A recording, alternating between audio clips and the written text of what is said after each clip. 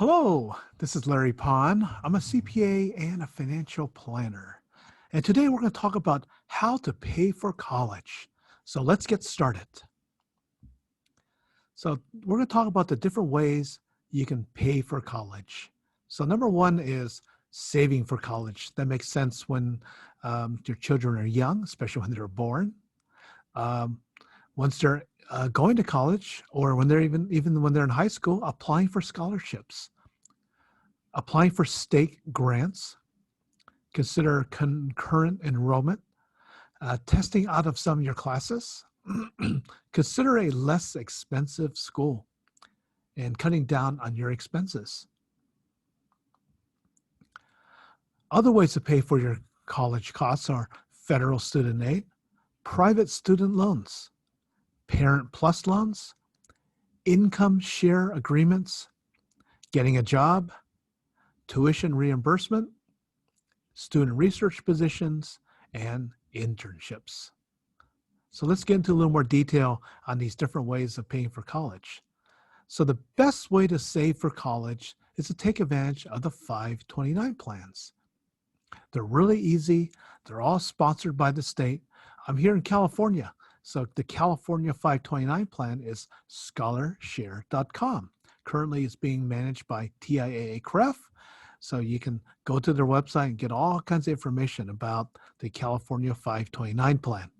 You put money in there, there's no current tax deduction for putting money in the 529, but the earnings grow tax-free. And that's the beauty of the 529 plan, especially when your child is born. You set up monthly contributions. I just put $500 away per month for both my children, and they're both in the University of California right now, and they have more than enough to cover their college expenses. So that's worked out quite well because they are receiving the benefit of the tax-free growth. So for example, if I take out $10,000 from my daughter's 529 plan, well, of the $10,000, $4,000 was tax-free growth. So that worked out pretty well. So $6,000 was my money, $4,000 is being paid for by the investment earnings. Now, the money can be used at any school that participates in a federal student aid program. So you can go to the Department of Education website and go to the list. And that also includes campuses located outside the United States. So if you have a child who wants to go to a Canadian school or a school in Europe, you can use your 529 money. Just check the list to see if that school is on the list. The money is used for tuition, books, fees, supplies, computers, those sorts of costs. Again, you can go to the 529 website to get specific details on what's covered and what's not covered. Also, with the change of tax law, you can take up to $10,000 per year per child tax-free for tuition at public, private, and religious elementary, middle, and high school. So that's new. However, in California, that will be a taxable distribution because California did not conform to that law. When having money in a 529, some parents were concerned about it might reduce the amount of financial aid. The impact's not that great, so it's not going to affect the financial aid that badly. So don't let that get to be a concern. Now, if you have leftover money, it could be used for other family members. It could be up to cousins and nephews and nieces, other family members the money can be transferred to, or within the family. So you have a older sibling who's done with college, and so that money can be transferred to the younger sibling. So you don't lose the money. With the 529 plans, you have a lot of different investment choices among the different investment companies. A lot of cases, I would recommend using the age-based plan. So the allocation is based on the child's age. So when the child is young, such as a newborn, it's invested relatively aggressively. And then over time, it gets more conservative. So by the time they hit their senior year of high school, it's a relatively conservative allocation. And when they're in college, it's mostly in cash and bonds. So not a lot of possibility of volatility in the account. And also 529s can provide a lot of great tax and estate planning benefits. So they're made for grandparents. So grandparents can contribute to a 529 plan. uncles, aunts, anybody can contribute to the child's 529 plan. So it can be used to take advantage of tax and estate planning benefits. So that's the ideal answer. So if we couldn't do that, well, then we take a look at scholarships. So what's the advantage of scholarships? Scholarships do not need to be paid back, and they are tax-free. So you definitely want to take advantage of those. And you don't have to wait till your child is a senior in high school to apply for scholarships. You can start as early as possible, depending on the scholarship. Some are restricted to seniors, so there's a limit there. Some are not. Personally, I got my first scholarship when I was a sophomore in high school. So I participated in a speech contest, won that speech contest, and that was a nice starter for my college fund. That was great. Now, scholarships come in two different flavors. They're either need-based or non-need-based, or they could be merit-based. It all depends. Need-based, that's when the scholarship provider will ask for financial information. They might ask you to fill out the FAFSA form or something like that. Non-need-based, it might be based upon the student's grades or their achievements in leadership or civic duties or whatever. So there's all kinds of scholarships. Don't be dismissive of the scholarships, because scholarship providers are telling me that there's not enough students applying. So you have a very good chance of getting the scholarship. So definitely apply. The best place to look is your school's financial aid website for lists of scholarships. In high school, I always take a look at the graduation program from the previous years and see what scholarships the students have received. Because a lot of times the grantors of these scholarships like your high school, and they'll be more than happy to give your child a scholarship. So take a look at the graduation programs for that. So, and your school's website will have a list of scholarships or links to scholarship search engines. So I've given a few here on this list here: scholarships.com, collegeboard.org, FastWeb, careeronestop.org. Lot of choices there. CapEx, the Chegg Scholarship Finder, niche.com. Take a look at their list. The Alumni Association of the college your kids are going to, or your high school, whatever, they have their own scholarships. Take a look at your local Rotary clubs, service clubs, Lions clubs, American Legion, etc. Lots of them are offering scholarships for community involvement your student might have. Local community foundations, or not even local community foundations, could be community foundations either in your area or could be related to your own ethnic background. There's the Hispanic Community Foundation, the Asian Pacific Fund. I'm located here in Silicon Valley, the Silicon Valley Community Foundation. Go to their website, take a look at their scholarships. They're all kinds, and read the requirements, read the deadlines carefully too. Make sure you don't blow the deadlines. Yeah, take a look at your interests, your background. You might be a Boy Scout. You might be an Eagle Scout, or you might be interested in model airplanes or rocketry, or you're a female interested in STEM. There's a lot of scholarships for those. And there's all kinds of things. You like to write. There's poetry. Locally here, there's a lawyer who has her program that you just write her an essay on why you want to be a lawyer, and she'll pick the best essay and give that student a scholarship. So there's all kinds. You just have to find them and look for them and fill out the applications. The money is there. So go for it. Go for it. There's the state grants. So I'm going to specifically hone in on here in California here, the California Student Aid Commission. So you go to the website, they have all kinds of grant programs to take a look at for you to apply to. So under the Cal Grant, the Cal Grants, you don't need to repay them. They're not loans, and they're tax-free. So there's the Cal Grant High School Entitlement Award, the Transfer Entitlement Award, the Cal Grant Competitive Awards, Cal Grant B Foster Youth Award, Cal Grant C Award. And those are for pursuing an occupational or technical program. Click on these links here to take a look at the list. It's a pretty comprehensive list. There's certain occupational shortages. I was looking through the list here. I think there's a big demand for phlebotomists right now, right? Phlebotomists and lab techs and those sorts of job positions. and you get an education or certificate program, get out to the workforce really quickly at a low cost without incurring student debt. Under the Cal Grants, there's the middle class scholarship. If you're pursuing a teaching credential and your family income is less than $184,000, the Chaffee Grant Program is $5,000 a year for career and technical training. If you're in foster care between the ages of 16 and 18, or if you're in the California National Guard, it's the California Military Department GI Bill. It can pay up to 100% of your tuition fees at UC, CSUs, and California community colleges. This is for active members of the National Guard. Also, law enforcement personnel dependents. If you're a dependent or spouse of a peace officer or firefighter who lost their lives in the line of duty or was disabled as a result of performing their duties, there's these other grants that you can qualify for. So take a look at the website. There's money there. However, you got to watch out for the dates. So these programs open up on October 1st. Complete the FAFSA or the CADAA form, which is the Dreamers for Dreamers. And go to a Cash for College website. Take a look at the website on where they are. Before the pandemic, you actually went to a workshop. I'm sure they're all online right now. So be sure to attend those, because sometimes they'll add money to your grant by going to a workshop.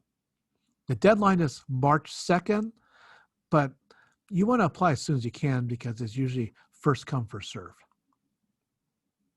The other way of saving money for college or saving your costs is concurrent enrollment. So you can take college classes while you're in high school. Some schools have a formal program called middle college, but you can take college classes during the summers when you're in high school if you don't want to do it during high school, or you can take community college classes during the summers when you are in a four-year college, and because you have courses that will fulfill your graduation requirements. So community college is a pretty good bargain here in California, so certainly take advantage of that. Testing out of classes can save you some money too, because you won't have to take those classes. So in high school, those are the AP exams. So taking an AP class, or actually you don't really have to take an AP class. You can just take the exam. So if you can pass the exam without taking the class, more power to you, right? There's the college level examination program, the CLEP program. You go to collegeboard.org, go to the website to take a look at those. So those are all different subject matters. So you can save some money by not having to take some classes by testing out of them. Or you can consider a less expensive school.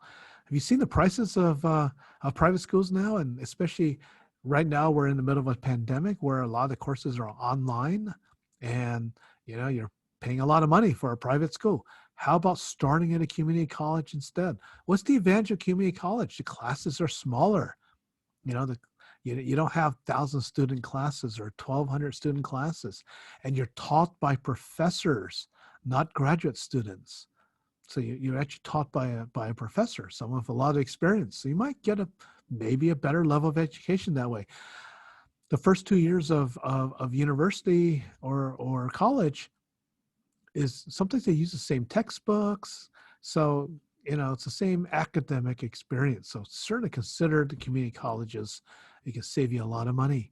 Also, do you really need to go to college? Take a look at your career path, what your plans are. Maybe you want to go to trade school or a certificate program. Taking a certificate program can be a quick way of getting career ready without spending 4 years of college. It can save you some money. Or in some cases, go to a certificate program first, get a job, make some money, and while you're working, go to college. So you do that also. So it all depends. So take a look at the decision of public university versus a private school, especially now in the pandemic situation we're in right now. There's some schools that are at risk of closing. So that's a concern, and you should do some research. You don't want to invest a lot of money in a school that's going to go out of business. So do your homework before you enroll in the school. Check their financial situation. What's their endowment like? What's their enrollment like? Are they declining? Are they shrinking? Are they laying off all their instructors? I want to make sure your school's in good financial standing. Or a way to go to school for free is, free, is going to a military academy. I almost went to West Point. And the catch, of course, is you need to serve in the military after graduation. You can't just go off and get a job somewhere or do something else. So you have to serve in the military. If that's part of your life goals, that's wonderful. Or without going to the military academy, you can go to a school that has an ROTC program. You will still graduate as a commissioned officer in the United States military, either as a lieutenant junior grade or a second lieutenant. So it's definitely worth considering. And you get a stipend for being in the ROTC too. But of course, your summers are given up to more military training. But it's a great way of paying for your education. Other way of paying for school is cutting down your expenses.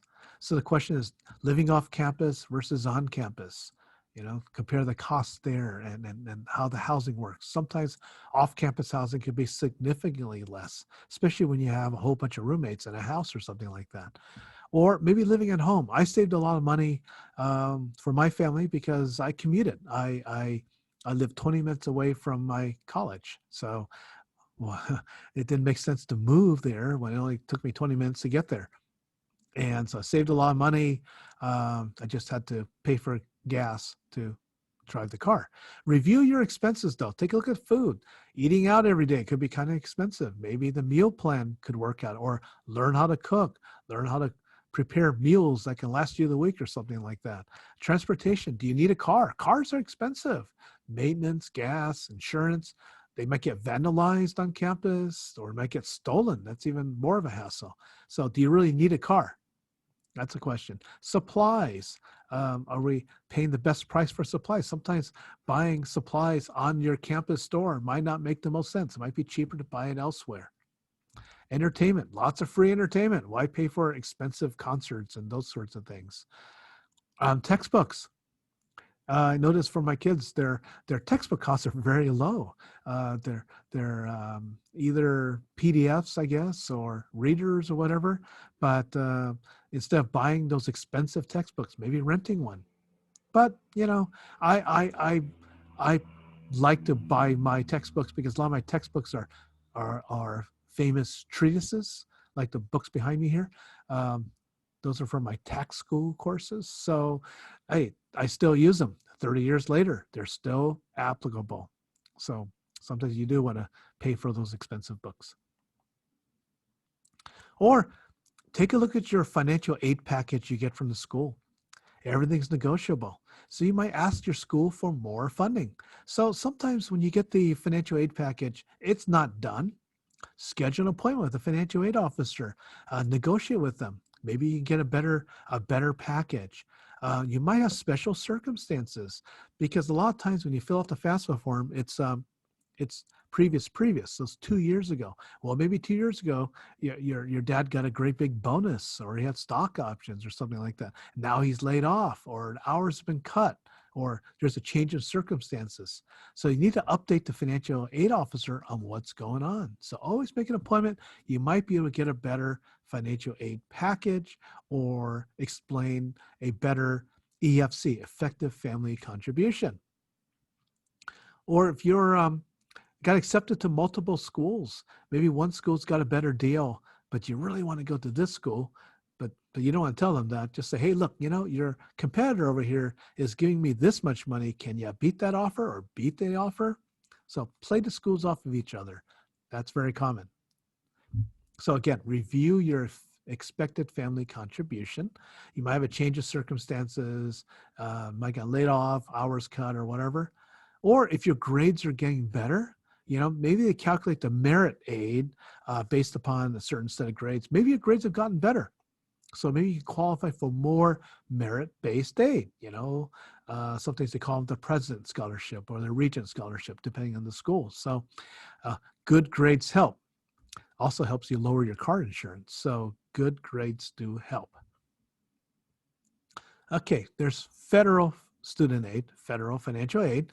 You get a whole lot more information on the Department of Education website, pages and pages and pages of information there.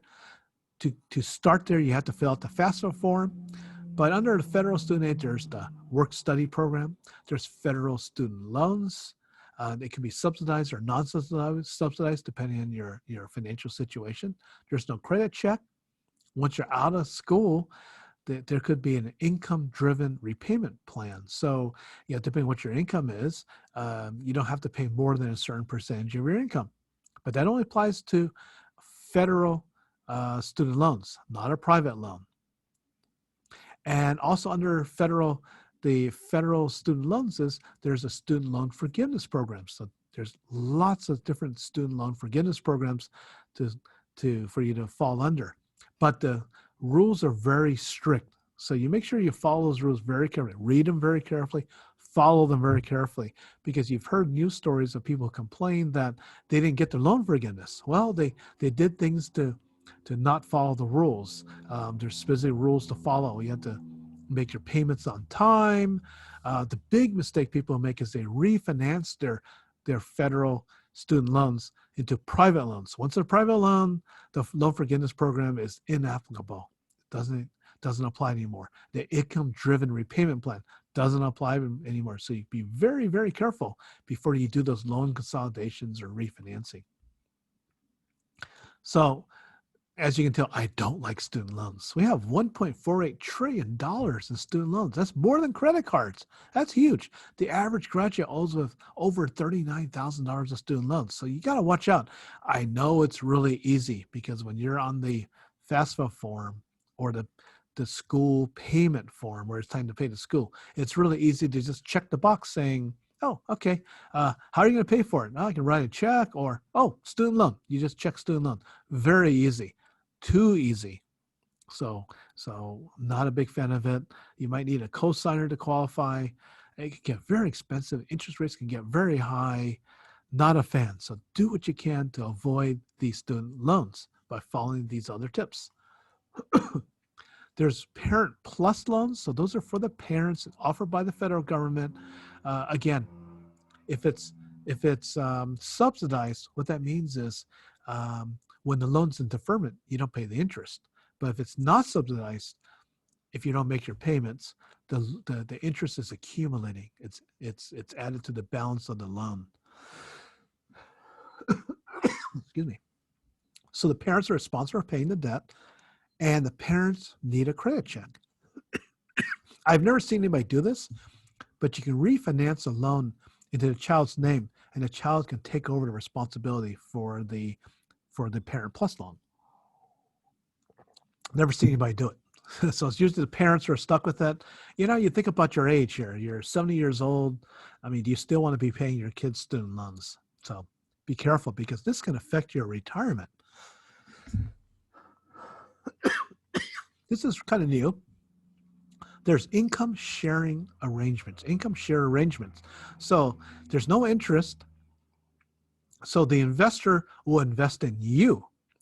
And so Purdue University has this program. There's other schools that have this program. So you can negotiate saying, for a certain amount of time, you get 10% of my income or 15% of my income. So for example, let's say you do one of these, you do an 8-year deal at 15% of your income, you make $15,000 a year. So you pay the investor $60,000. Well, what about if you borrowed the same amount of money through a student loan instead at 4.45%, and you borrow $30,000 and you repay in 10 years, and the total repayment is $37,000. So do the math to see if this makes sense. And you got to watch out what you're signing up for, because it's a legally enforced contract. So, if you're one of those lucky people that gets a huge signing bonus, well, a chunk of it can go to your investor. So watch out for these programs. They are out there, but watch out for them. Getting a job. Make some money to help pay for school. But you got to watch out for your time commitments, homework requirements, study, classes, all those kind of things, and which jobs pay the best, or which ones have the most flexibility. Nowadays, we have these app-based side hustles. You can deliver food or run errands for people, or if you're really handy, assemble furniture for people. At Costco, I've seen these enterprising college kids. They rent a truck for the weekend, and they deliver things for people, like those big TVs or big furniture or whatever from Costco, because most of us don't have a car big enough to do that. So they'll rent the truck and make appointments over the weekend to deliver for people. So very enterprising. I'm very impressed. Or you might work some extra hours during the summers and the breaks. So what's the best campus job for the money? I think the best campus job is to be an RA, a residence assistant for a dorm, because generally the university will let you live there for free. You get your own room, so you don't have to share a room with somebody, and it includes the meal plan. So I've met students who've done this the whole time they're in college, or 3 years, because you're a freshman. You can't be an RA when you're a freshman, but a lot of them have done it through the whole time, and they really enjoyed it. They didn't have to pay for rent, didn't have to pay for food. The only downside is you're living in a dorm, and some of these schools' dorms are quite nice. So it could be a good deal. Good deal, and it's not taxable. That's the biggest deal. You get the free housing and the free food, no taxes. Good deal there, right?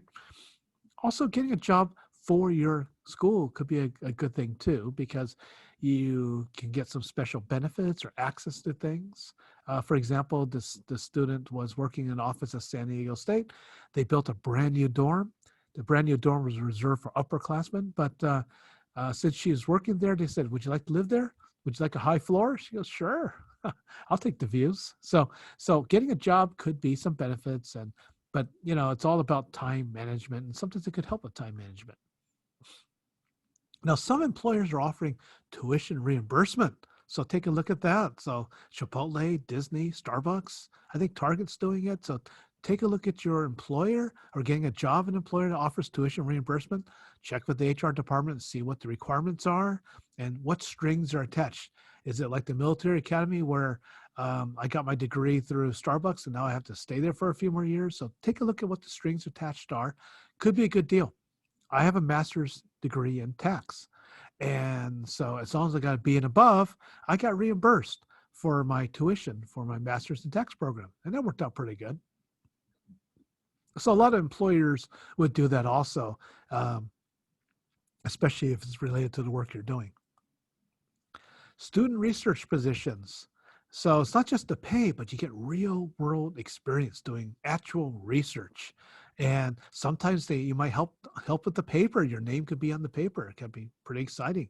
It's not just the campus itself, but all these universities are surrounded by other research organizations, hospitals, research institutions, community-based organizations. A lot of these research jobs are funded by grants. So there's money there for these positions. You can learn a lot, make a lot of great connections, and get a wonderful letter of referral from a researcher. It could be someone who's world-renowned in this area. And then there's internships. I was pretty lucky. I had 2 internships when I was in college. I'm a tax nerd, so my first internship was with the Internal Revenue Service. It was through a co-op program. So the co-op program is you work there for the summer and you work another semester, and the program gives you some units towards your school graduation and all that. And it was a great program for me because I went through the training that a new IRS employee would get. So I got some excellent tax training from the IRS, which a lot I learned, I still remember today. And my second internship was working in the construction and accounting department of Pacific Bell, which today is now known as AT&T. And that was post-divestiture back then. So it was very interesting.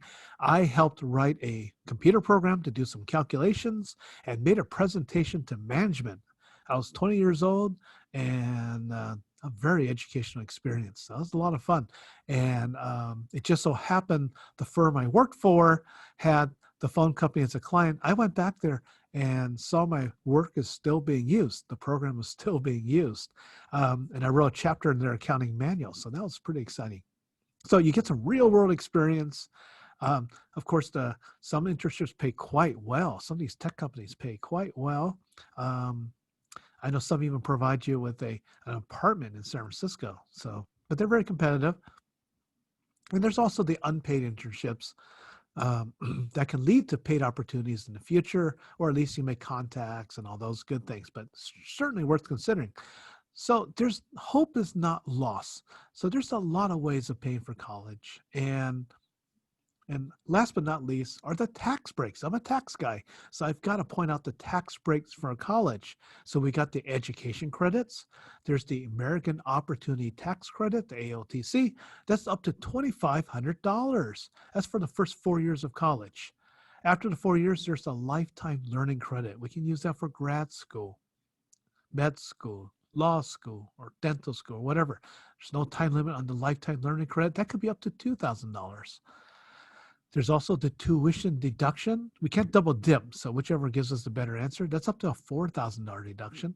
And if you do have student loans, you can deduct up to $2,500 of interest based upon your income. So there are tax breaks for education.